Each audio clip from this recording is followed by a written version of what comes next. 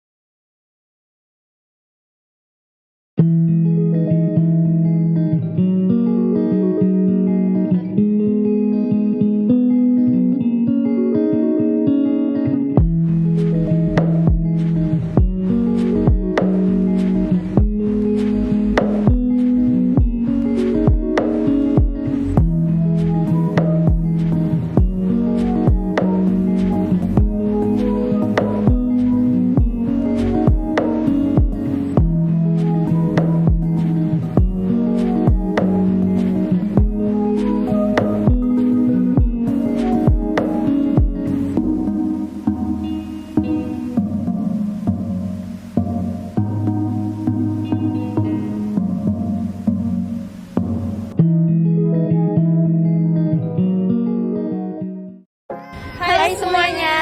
Kita dari kelompok 5. Sekarang kita lagi ada di Museum Perumusan Naskah Proklamasi. Dan dalam video ini kita akan menjelasin sejarah dan isi-isi dari Museum Proklamasi. Yuk masuk.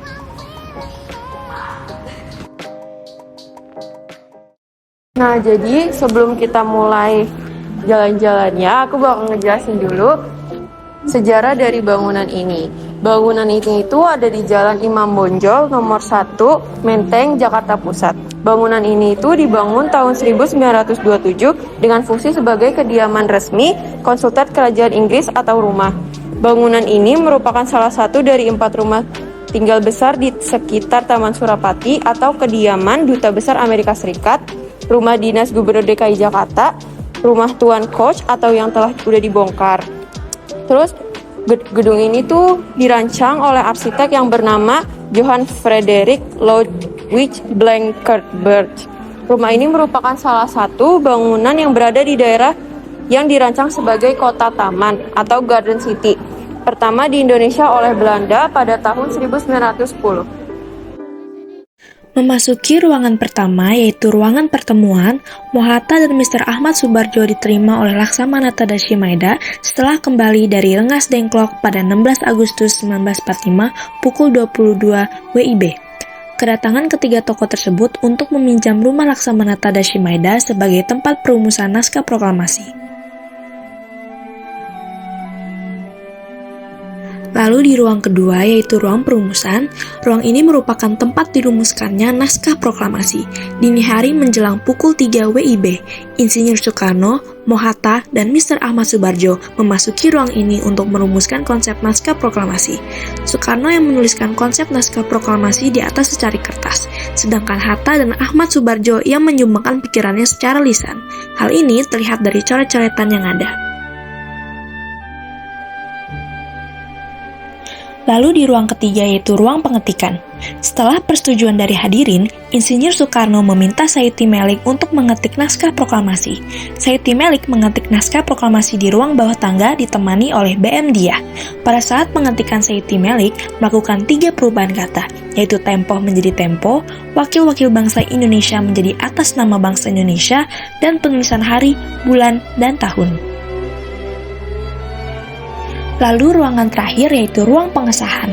Ruang ini merupakan tempat disetujuinya konsep naskah proklamasi oleh seluruh hadirin yang datang, yang lebih dari 40-50 orang, serta tempat disahkannya naskah proklamasi yang ditandatangani oleh Insinyur Soekarno dan Mohatta atas nama bangsa Indonesia. Peristiwa ini berlangsung menjelang subuh Jumat 17 Agustus 1945. Berikut adalah rangkaian peristiwa penting yang terjadi sebelum proklamasi kemerdekaan Indonesia pada 17 Agustus 1945. Yang pertama adalah pembentukan BPUPKI. Pada 7 September 1944, Perdana Menteri Jepang Jenderal Kuniaki Koiso menyebut bahwa Indonesia akan diberikan kemerdekaan jika Jepang mencapai kemenangan dalam Perang Asia Timur Raya. Janji mewujudkan kemerdekaan ini diwujudkan dengan membentuk Badan Usaha Persiapan Kemerdekaan Indonesia atau BPUPKI atau Dokuritsu Junbi Kosakai. Lalu yang kedua, pembentukan PPKI. Hasil sidang BPUPKI kemudian ditindaklanjuti dengan pembentukan Panitia Persiapan Kemerdekaan Indonesia atau PPKI atau Dokuritsu Junbi Inkai. PPKI diresmikan pada tanggal 9 Agustus 1945 di kota Ho Chi Minh, Vietnam oleh Jenderal Terauchi. Peresmian berdirinya PPKI dihadiri oleh Insinyur Soekarno, Muhammad Hatta, dan Dr. Rajiman Weddiodiningrat.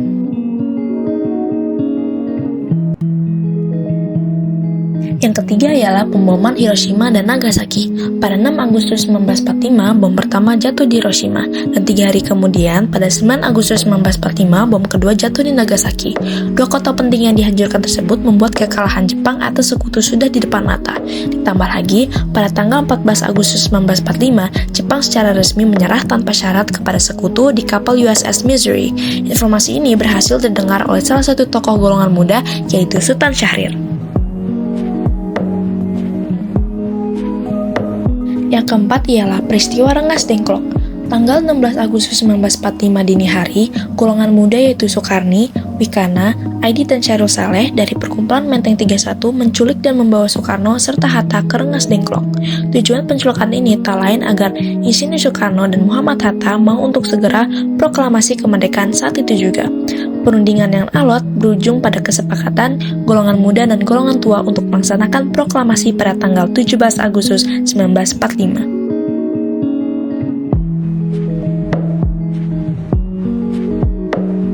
Lalu yang terakhir ialah penyusunan naskah proklamasi.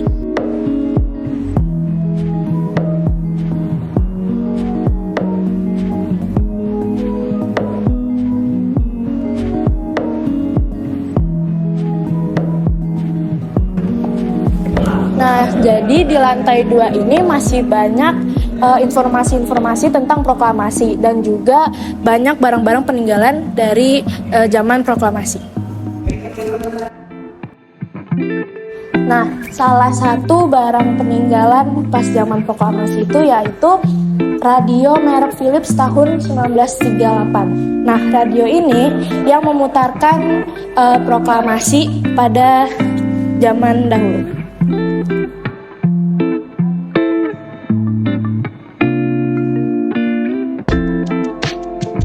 Yang di sini adalah piringan hitam yang pertama kali merekam proklamasi kemerdekaan Indonesia.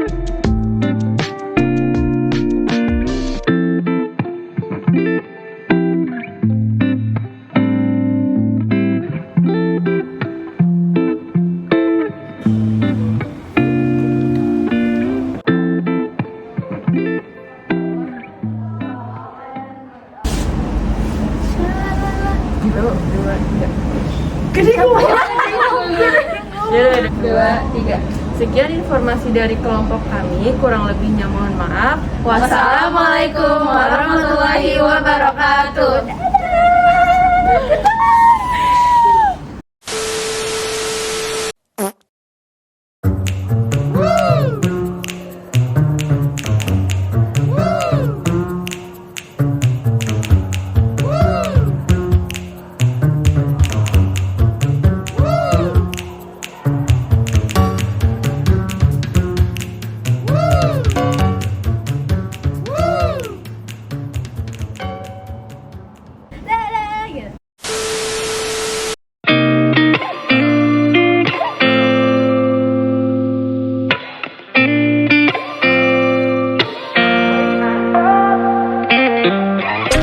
Gotta find my way to you, even though you're next to me.